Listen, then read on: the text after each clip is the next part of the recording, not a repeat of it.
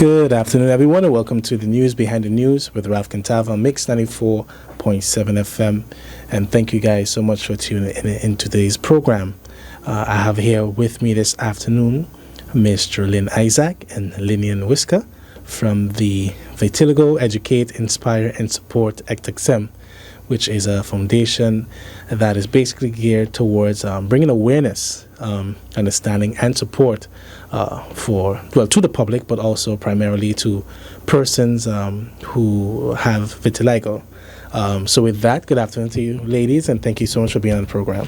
Good afternoon, Ralph. Thank you for extending your welcome to us. We are happy to be here with you today. Okay, and before we start, can you tell us a bit about yourself? Sure. My name is Gerline Isaac. I am the founder of Vitiligo Educate, Inspire, Support St. Martin, also known as VICE. I have vitiligo, by the way, and I've been living with this autoimmune condition for the past 32 years now. Hi, my name is Lilian Wiske. I am a member for VICE, and I'm also have vitiligo, and I get it from 2002. Okay. So I like that you said autoimmune. Autoimmune is classified as an autoimmune disease, but we as patients prefer to call it autoimmune condition. Okay, yeah, because I was going to ask, is it considered a disease or? It's considered a disease, but we like to categorize it as a condition. Gotcha. It's a lifelong condition. Gotcha. Okay. So it being a lifelong condition, is that something that starts off from the time you're born, from young, or can you get it into a period of adulthood? So how does it really come about? What we should start with is, what is vitiligo? Yeah. So vitiligo is basically the autoimmune attacking our pigmentation cells. So basically our pigmentation cell produces melanin, which gives us our color. And in our bodies, because it's being attacked by our autoimmune, we either lose pigment, or we lose pigment, or our pigment cell are dying, basically. So that's what's happening. We're not born with it. There's cases with persons now, however, being born with it, babies being born with it. But in our cases, we were not born with it. And vitiligo does not discriminate. So as Lilian can say, it doesn't matter the race, the age, or the gender of the person. You can get vitiligo at any time. Okay. Okay, I'm glad you clarified that, because I thought that it would be primarily, or not primarily, but mainly persons, melanated people, basically. No. Yeah. Mm-hmm. Okay. Mm-hmm. And so for you, Ms. Lilian, you said that, you got it since 2002? Yes. So now that we have an understanding of what it is, what was it like in noticing it and trying to figure out what's happening? Okay, I noticed it in my eye, underneath my eye. So I thought first that because I was frying fish, the oil will hit me in my face. Mm-hmm. But then after it got bigger and bigger, and then I went to the doctor, and the doctor was a Cuban doctor, and he told me he experiment, and he told me that it's a vitiligo. Yeah. Gotcha. Mm-hmm. And can you share your experience? My experience is a bit different. I got it at the age of 5. Although at age of 5, you don't remember everything. From what I was told, my mom was taking care of me as the only child at the time, and she saw a spot, and she monitored the spot, and it continued growing on my leg. So they took me to the dermatologist. Well, not a dermatologist at the time, a pediatrician. And the pediatrician told them, he think it's eczema in the beginning. So they gave her a cream, but the spot moved from initially the leg to a spot in my face. And then they realized, no, this is not what we initially thought it was. So with traveling to Guadeloupe is when they diagnosed me at the age of 6. I would say I was properly diagnosed with vitiligo. So that was the start of my vitiligo journey.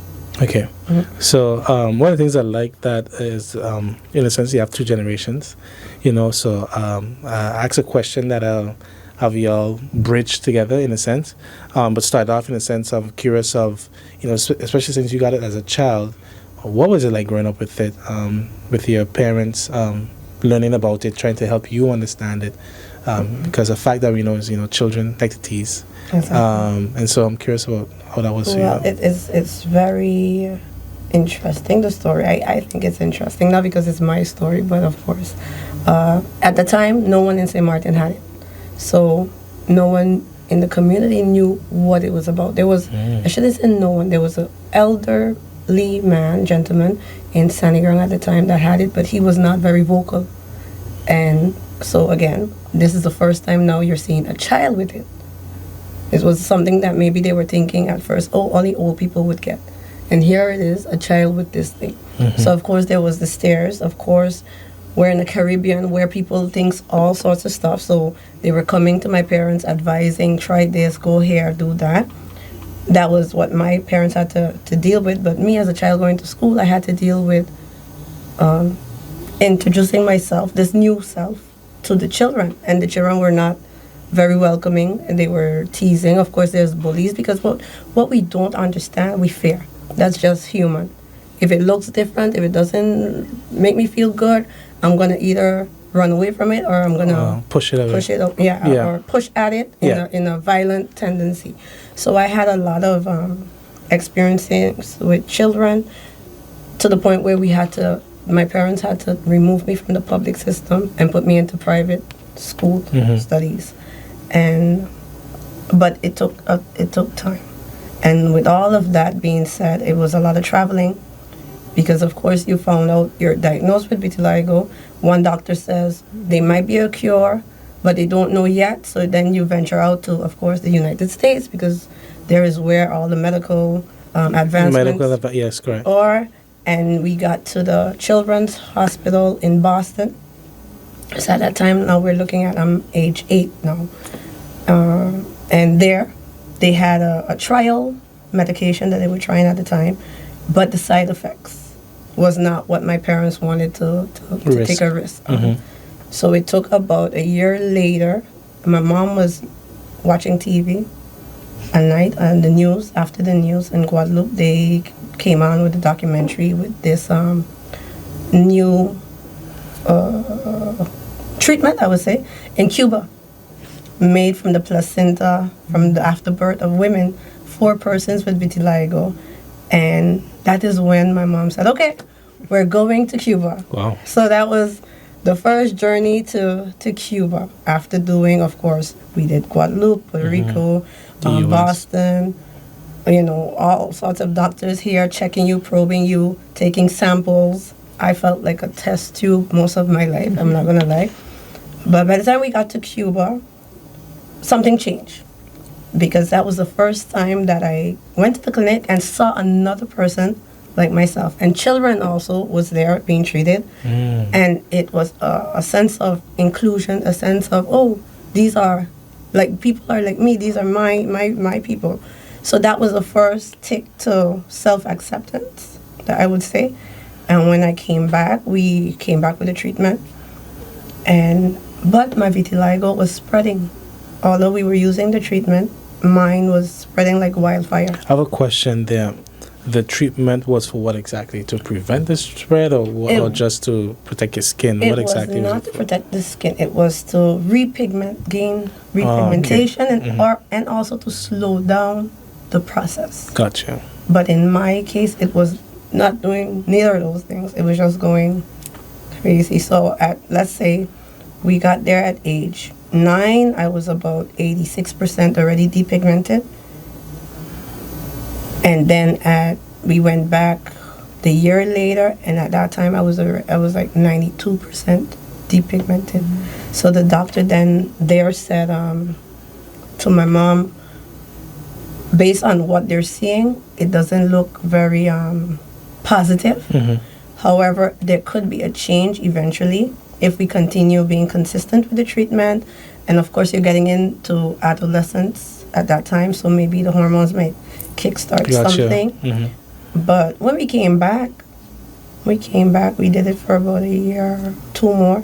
And at 13, I was like, okay, This is it. We're no longer doing this. I sat down with my parents and I told them, I don't know what the future holds for me.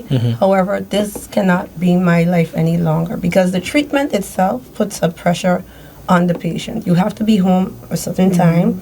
You have to apply it morning the same way, at night the same way, and you have to go to school now with it on. Now because it's made from the afterbirth, it has a very fresh scent. Yeah. I'm back in the public system at this time as well.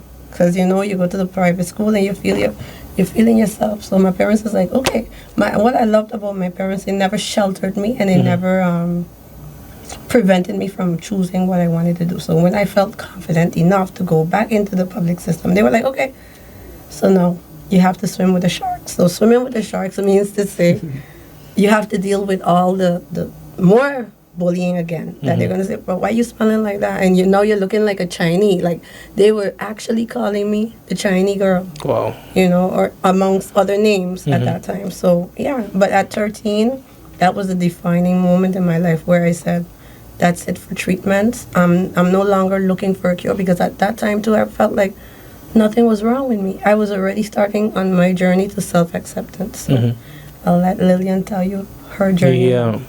Yeah, because in your case now you got it as an adult. Yes. When I get it, my son was already 7 years. Yeah, and I also went Cuba. I spent a lot of money because everything the people tell you, you buy, you spend money. You went Cuba, I went Venezuela, but like how she said it, you have to do it. If you start 8 in the morning, you have to do it every time, the same time. And the scent, yeah. But then, were there any cases where it worked for anyone, or has it been something that has been debunked as just not functional? I think your imagination, you will see that you're gonna say yes, it's coming back, but I think that's just imagination. After a while, it stopped. Maybe you got just a thing and it stopped. Well, I wouldn't say that. What I would say is, anytime you're sick, even if you don't have vitiligo, and you get treated or you're taking treatment, you're putting additional stress on yourself to feel better. And because now we know vitiligo strive on stress. Oh, okay. That also didn't know that. Yeah, it's triggered by stress mostly. That also can also affect your results, your eating pattern, your diet. Different things can affect it. In certain cases where they catch it early, at an early stage, some people got cured per se, but because our skin is the biggest organ in our body, it also is a memory organ. So say for instance, I had a darker pigment here, it can come back, because in my case, mine goes and comes naturally. Till now. Yes. Whoa. It goes and comes. It depends on the stability of my emotional being. I think also it has a lot to do with my diet at the time too. But it goes and comes. So it is a lot of things. But we're here standing as testaments. They still have not found what causes it and what treatment. Oh yeah, because you need to find out the root in order to. Yeah. Up until last year, the FDA did not take vitiligo. FDA, which is the federal America. Yeah. Yeah, they didn't take it as a serious condition. If you look up vitiligo, you'll see it's term cosmetic autoimmune. Whereas it's not only cosmetic. It's not only the skin that's being affected. It's an emotional and mental. How do you say? I'm looking for the word I should not be looking for. Stress as well. So it affects you physically, emotionally, and mentally. So now they're looking into finding a treatment that is going to be offered to patients. Gotcha. Yeah. As this year, April, they should say something. Food and Drug Association, not federal. Food and Drug. Yeah, the FDA, which approves medicines and exactly. different products. Yeah. Okay. Exactly. Okay. So for you, Mr. Lilian, I'm also concerned about, at the time when you got it, you said, you had to spend a lot of money and so forth. But how did you feel, as a woman, especially in relation to in the workplace, and, we have a case where in our culture, sometimes we cross barriers in boundaries, when people like to comment on how you look, your weight, your hair, whatever, you know what I mean? So, and how was that like for you? I think in the beginning I was shame. I had a lot of shame. But at the time I used to go a lot by my doctor. And when people used to come in, I used to sit on my hand because I was shame. But till up to now, I'm grateful for the bank because I work in customer service. And they never say, well, you have vitiligo, you go in the back office. I continue working with my customer, what I love to do. If I have a complaint or a compliment, they always say the lady with the 2 collars. Yeah. Yeah. Yeah, I got you. Yeah, and which is why it helps that you founded this foundation. Because we are always in need of awareness and information. And that helps us to change the way we think, but even the way we speak as well. Exactly. Yeah. And, So go ahead. So that's why it's broken down to the acronym of VICE. So we're targeting vitiligo. That's our mission, to spread awareness on that. Education. So we're going into the schools because, like you said, if we start from elementary stage, we're going to change the minds of the children. We're going to breed a new generation of people thinking differently, knowing about vitiligo. So we're educating not only our patients with all the information that we're giving them, but we're also educating, going into the schools, inspiring. Our goal is to inspire not only persons on the island living with vitiligo, but any person living with whatever autoimmune condition, because there's more than one autoimmune condition on this island.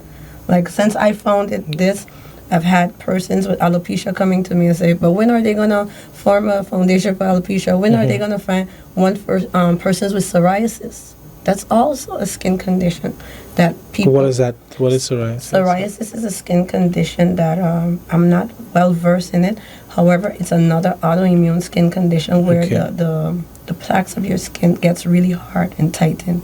So on your skin, it looks like it's dry skin, and it hurts the person that has it as well. But if you see it, you might be like, but what's wrong with that person, And that's what they get a lot as well. So, we're breaking, so that's the reason why I decided to form it. It took a long time, but I said, it's time to do it, because we need to destigmatize what's happening. Although we are seeing more and more persons in our community, and that was the reason why I took, because I'm seeing more and more persons with it. Yeah. More and more persons with it, but do they know that they're not alone? Because a lot of times we feel like it's only me, it's a me problem. But no, it's not an only me problem. We're here for you. Well, what helps is it's really necessary. There has to be the barrier breakers, our trailblazers, persons who are courageous enough to speak up first. Because oftentimes when people are just fearful, but once you notice someone else who understands and knows, not just understand, but knows your experience, what you're going through, the mental exhaust and all of that, then it's easier for them to then lend their support or not give their support, because they feel like they're no longer alone. Well, that's why in my case, I feel blessed to have gotten it at a younger stage in life, because I worked through all the stages. So people will be like, how was it with dating? And even that has its challenges. How is it with finding jobs? Even that has its challenges. So I know more or less, I don't know everything, but more or less I know where to meet you. So like Lilian, I met her a day at the bank. And I'm that type of person. If I see someone like myself, I'm like, hi, how are you? Because I'm very open like that. And I went and I met her and I said, do you know there's a conference? And I said, I'm supposed to be going to the conference. This was in 2017, I think I met her. Yeah, 17. And then we exchanged phone numbers and all of that. And at that time, the conference was on my mind, but founding a foundation was not on my mind. It's after attending that conference, but I was already telling her, when I get back from the conference, I'm going to share my information with you, and that's what I. Yeah, I'm curious as well on the flip end, as being a mother. Then, how is it like? And explain it to your child. You know, your child notice, you see changes. You know, with mommy, like, are you okay? Will you be fine? You know, what was that like? And also educating. Okay, in the beginning, my son had a lot of, let's say, issue with when people used to stare at me. He used to get really upset. He used to say, why you staring? My mother have a disease. Yes. And I talk a lot with him. I used to tell him, people is going to be people. They're going to stare. You don't have to get on like that. And I think now for him, I'm a normal. I don't think he does see vitiligo, because all his friends he like to introduce to me. I think he grow up on him, out of him. But like what I'm gonna say is, like, big people still is cruel, because when I buy my car was brown and the roof is white, and they told my son, hey, your mom buy a car just like her, 2 colors. Wow. Yeah. So like, yeah. Wow. Yeah, you see, so it's not only children is what bully. And usually they learn, and usually children who bully are bullied. Big people too, yeah. You know, they're either at home or in their environment, so they just replicate that behavior. Exactly. Myself as a mother of an 11-year-old, when I got pregnant at the time, I had two pigments at that time, because, like I said, my skin condition tends to change. It's never dormant. It's always doing what it wants. And after having him, before having him, there was a kind of reserve of, do you want to have a child? Because the doctors in Cuba said there's a 1% chance. Although no one in my family has had vitiligo before, prior to me, when you do decide to have a child, it can pass on by 1%. So I was hesitant, but when I decided to become a mother, I knew the risk involved in that as well. So he grew up with knowing me his first maybe 2 years of his life with the 2 pigment, and gradually the pigment faded. But we started from then educating him on vitiligo, and today he's our junior board member. Yeah, he's our junior executive board member, and he goes in like every year. When you start school, you have to introduce the children to the parents. Yeah. He goes in and he says, "Mommy, I try to explain them exactly what you have, but who doesn't want to listen? That's their business. Who listens? Well, you know." So that's how we were living with it. That's interesting. That's good to know. Because another question I had too is, I've noticed mainly women with it. If I look back, I think I only have seen 2 men or guys on St. Martin with it, but for the most part, majority of women. So is it, and I guess in looking it up and stuff, you notice that is it just a happenstance, or is it something that primarily affects women? No, it doesn't primarily affect women, and I smile because women are very particular with our look, but men are 2 times that. Although it's a shirt and a pants that they're wearing, they're very particular with the deodorant that they want to wear, their underwear that they're going to wear. So imagine becoming a patient of vitiligo. Because vitiligo can be hidden, I believe in our community, and I know in our community, there's men that has it, but you cannot see it. And we deny until it can be seen. So like my vice president of this association, he was in that case as well. He was in denial because where it was, he could have hide it up until one day it showed up on the face. And he was like, oh my God, now I really have to deal with it. Now it's in my face, so it's no denying what it is. And he approached me and he said, can I share something with you? And that's how the dialogue started. And I think that's the reason why I brought him on board as well, because a lot of people think, oh, it's only mainly women and children. No, everyone can get it. Only thing with men, they hide it. There's a famous CNN news anchor in the States, can't bring his name off my head. He wore makeup majority of the time just to hide it. Really? Until it came to a point where it was like, okay, no more makeup, and he goes without makeup now. I met him Okay. at the 2018 conference. Yes, I'm here looking it up. Well, no, that's someone else. I'll look it up after during the break. But Yeah. I got you. And you're writing a statement. So Yeah. probably just So persons who keep it hidden. And they don't don't want to Exactly. be out But we with want it we want to use this platform here to break the stigma. to break the stigma and Yeah. to tell the men come, because we need the support. Women, we are strong.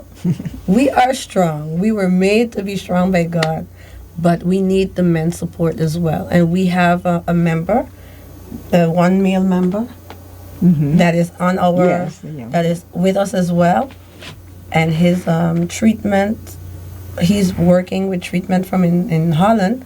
So he caught it at an early stage, so he is pigmented again, but there's certain places that is not visible that he has vitiligo. But he sometimes feels as though, do I belong with this group, because all your vitiligo is being shown, but mine is being hidden. So we're also telling him, yeah, we need your support. We need your assistance and your drive with us as well. Yeah. So we're going to take a quick break and we'll be right back. Great. Good afternoon, everyone, and welcome back to the News Behind the News with Ralph Kintav on Mix 94.7 FM. And thank you guys for sticking with us. I am joined with Gerline Isaac and Lilian Wiske from the Vitiligo Educate, Inspire, and Support SXM. And my next question for you guys is as it relates to, I guess, maybe intensity or stages of vitiligo, can one stay at a certain stage, or does it eventually intensifies, if you get what I'm saying? Well, what we need to tell you is there's different types of vitiligo. Okay. So there's segmental, non-segmental, and universal. What Lilian has is segmental, where you see she has certain parts that has a two-tone. Non-segmental is where it's not really segmented. So like her hands, each hand has it. On her face, the two eyes have it. But then there's other cases where it's not a pattern, where it's just all over. And then there's the case like myself that is universal at the moment, where you have little to like 1% maybe pigmented on your body, little to no pigment. So that is the different stages. Can one say if a child gets it, if it's going to be segmental, non-segmental, or universal? No, they cannot say that. Okay. And like you said, well, it's not necessarily hereditary as well. No, it's not. Gotcha. Okay. One of the things then I'm curious about is as far as like you shared earlier on, like the treatments that you did, but what remedy, like are there remedies that you have to take? Like, does the sun affect your skin? Just it being somewhere that's too cold, etc. Do you have to take remedies daily for that or no? I'm not taking no remedies now. But they tell you to stay out of the sun. And how I understand reading, they said the cold climate is good for vitiligo, but we don't know that either. Yeah, Of course, we have to stay prevent the sun as much as possible, because we do not have the protection of the melanin. The melanin, yeah. Yes. So daily, we should wear sunscreen at least 3 times a day. Okay. To be effective, because even the light in the room can affect our skin. My dermatologist gets on me all the time about that, not wanting to wear sunscreen, because we only think that we need it outside, but we also need it inside. So of course we preach protecting of the skin, because we're prone to skin cancer as well. Yeah, okay, that was my next question. So I guess it would just be non-treatment or protection of your skin that would lead to that, but it's how to say, it's not something that would just pop up like that. No. Okay. No. Yeah, it's just that you have vitiligo and the different pigmentations. Yeah. But what we have with vitiligo is thyroid. So Lilian has to do that too. Every year you check your thyroid, because it affects your thyroid. So on the surface of vitiligo is the thyroid. Of course, the skin cancer, eczema. Okay, yeah. You can also get eczema with it. And lastly, with the mental note, is suicidal. That's on the high end of the impact of vitiligo. Yeah, because you feel rejected and Yeah. and the like. In certain countries, we're still lucky to be on this side of the world, but certain countries, because of let's say arranged marriages, if a woman has vitiligo and her husband can reject her, the family would not be able to marry her to a certain family because they would think the other offspring reproduction would affect the outlook of their offsprings. So it's a big stigma. Yeah, and still some, and even as you shared earlier, what has it been like? Because especially the members that you have on board, younger ones and stuff, and even talking to them about that, like even because something as simple as I say simple, but being in a relationship, dating, courting, explain that to a potential partner and the like. And what about if you meet your potential partner, you've been dating your potential partner for about 6 years, and the person met you without vitiligo, and while in the relationship you get vitiligo, how does that affect your relationship? It does. Because anyone that gets vitiligo, and I'm noticing that persons that get it at a later stage in life, when we already think that we have formed and know who we are, when vitiligo attacks us, it makes us question everything we knew before. It makes us question who this new person is. Do we even recognize this person? And it affects, again, it's a stress. So it can also impact relationship. So you need to, be mindful of that. If you're with someone that is now being diagnosed with vitiligo, you have to be as supportive as possible, and you have to understand that it's a grieving process as well, because it's like, I am now no longer that person that I was. Yeah, who you knew you as. Whereas that's not the case, but because of how our mind, our psychological thinking is, it can affect that as well. Yeah, and then to, I guess, concerning the financial aspect, if you have to, I don't know how often, if you're supposed to visit a dermatologist, but even in getting the skin care, because that's something you definitely don't have to budget for and include. It's not covered. So that's another reason why as well we're pushing for the awareness, because we're looking for it to have a proclamation eventually on both sides of the island, where Vitiligo Day is also acknowledged, but also the patients that have vitiligo would get medical insurances that would cover their treatment, the doctor visits, and whatever medicine, products. Whatever products that we need, because right now everything is out of pocket, basically. I know that is a great initiative. All of the travels that my parents did, that she did, I can tell you, it's over $20,000. We've spent, just looking for a doctor that would give you some sort of hope, some sort of treatment that will work, but it's not covered by your insurances. And have you seen anything new in terms of research is always done into various conditions and stuff? Anything new that you've been monitoring that would be significant? Well, the thing that I'm monitoring is the FDA right now with something that they're working on, and I'm keeping my fingers crossed. April of this year, they're supposed to be letting us know exactly how it's going to work. I'm not looking forward for it for myself per se, because I'm at the other end of the spectrum.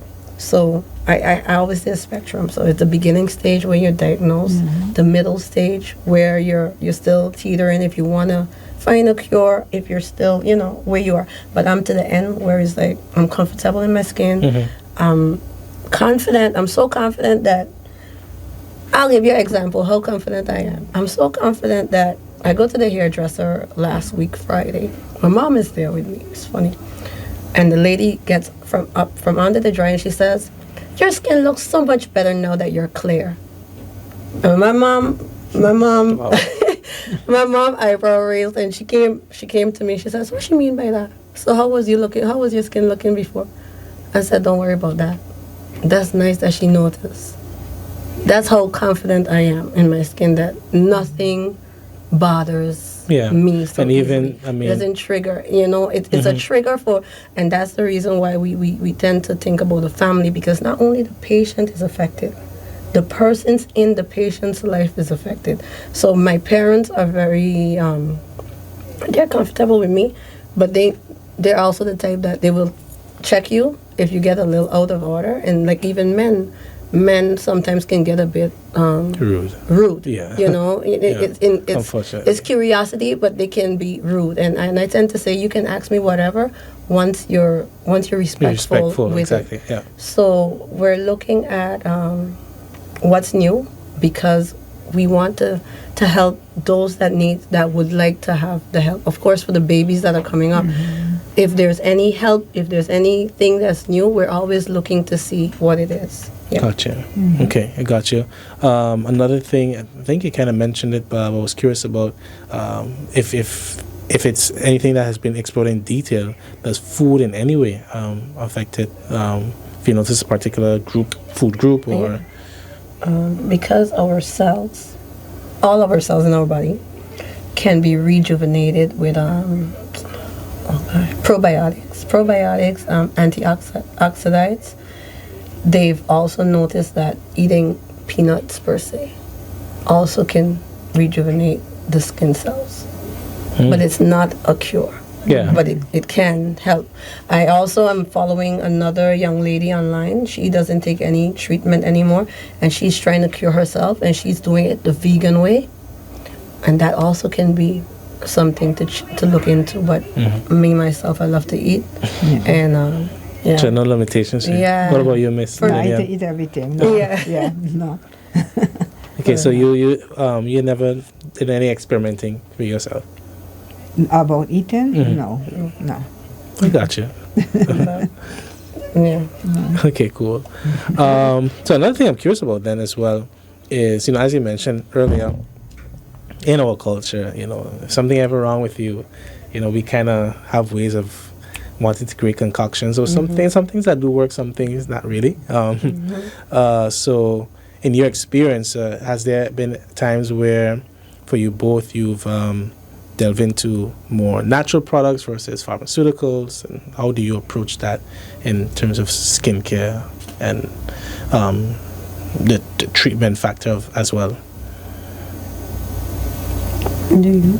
Like drinking, you mean? Not necessarily drinking, but I mean like naturally made soaps or just products in general to. But well, with some cases, our skin is more sensitive.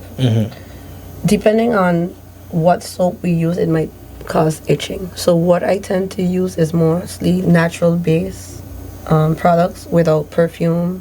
When I do get sunburn, I use aloes. Okay. Yeah, like that makes sense. Pure aloe. I don't do it in the bottle. The pure aloe, and you put it in the fridge and you put it. But other than that, nothing really. Okay.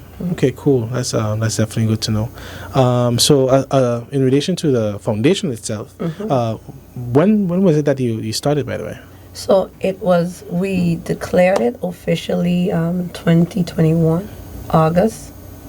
But we started the celebration of World Vitiligo since 2017, I would say. And it was declared by the prefet on the French side in August of 2021, last year. And when is the awareness month for it? The awareness month is officially in June. Okay. On the 25th of June, we acknowledge it. It's observed. The date was picked because that's the day that Michael Jackson passed away. So they declared that date the day of observation. He's the first pop star, famous pop star with vitiligo, so that's why. However, Vice have a year-round planning in order to bring awareness, because I live vitiligo, she lives vitiligo, we live vitiligo all year round. We didn't want to only focus on the month that we celebrate vitiligo. The month itself is going to be, of course, extra. Yeah. But for every month in the year, more or less, we have something going on. So we are just now off of our sip and paint, our waffle brunch sip and paint in February that we held. That was nice. It was a great success. And last year, October, was it? October, yeah. We did the Zumba, Yeah. where we were introducing ourselves to the community. And we did the Zumba in October month because, again, vitiligo is not limited to breast cancer. It's not limited to all of the others. I can have vitiligo and also have breast cancer. So we acknowledge and we honored our women as well on that in that month. But this month, this is the month that we're doing the school initiative. Okay. And this year, our focus as an association is to go into the schools quarterly and educate about vitiligo in our workshop presentation. So we're starting that this month. We have the wristbands. Because, of course, to run an association, you need to finance. You have to find the finances. We did apply for financial aid from the state. However, because our association just was created, they tend to wait a year before they give you any kind of subsidies or whatever. And then that's fine, because in our case, we've been rowing our canoes for a long time by ourselves. But, of course, we encourage the support of whoever would like to support and donate to our association. And there's a whole lot of things in the works for ourselves as well as the community, but our members themselves. What do Vice have? Why do we want members to come in? What I would say is we don't have all the answers. I personally do not have all the answers, but this is a place where we can all group together. And we have expertise. We have, in December, we did our mix and mingle. And we had a psychiatrist come in and speak with us. We had a dermatologist also on board. And those are our partners from both the Dutch side, the Dutch dermatologist in the hospital, and the French psychologue from the French side. So, although we do not have the answers, we have the persons, we're getting the resources there to give you the answers, to build you and meet you wherever you are. So that's why we're encouraging more people to join. And it's not only for women. Yes, our logo this is our logo, and it has the little girl and the young woman. But it's a story. It's actually my journey the journey of my vitiligo in illustration. And this little girl is myself as a little girl with St. Martin at heart. So in the shape of the vitiligo, and now the older woman now. But it's not me. Although we chose for it to be of me, it's not about me, and it's not only about women. But why we chose it's a mother and a child. That's why we chose it. Because women are the breathers of children. They are the mecca. Carriers of life. Yes, the carriers of life. And without them, where would we start? So let's start with the women from within. And the men are also welcome. So don't leave the logo fool you. It's not a women-only association. It's for everyone. Gotcha. It's for everyone to be included. Okay, and then how can persons contact you, your socials as well? Our contact is easy, I would say. It's on the Dutch side, it's 1721-526-9241. On the Repeat French, that one more time. Okay, it's 1+1 721-526-9241. 9241. On the French side, you can contact our president, Jacqueline Vrolek, at 0690 38 77 99. Or if you're like me, who loves just surfing the net, you can find us on Facebook under the full name Vitiligo Educate, Inspire, Support St. Martin. And on Instagram, it's Vice SXM. Okay, and that's VEISSXM.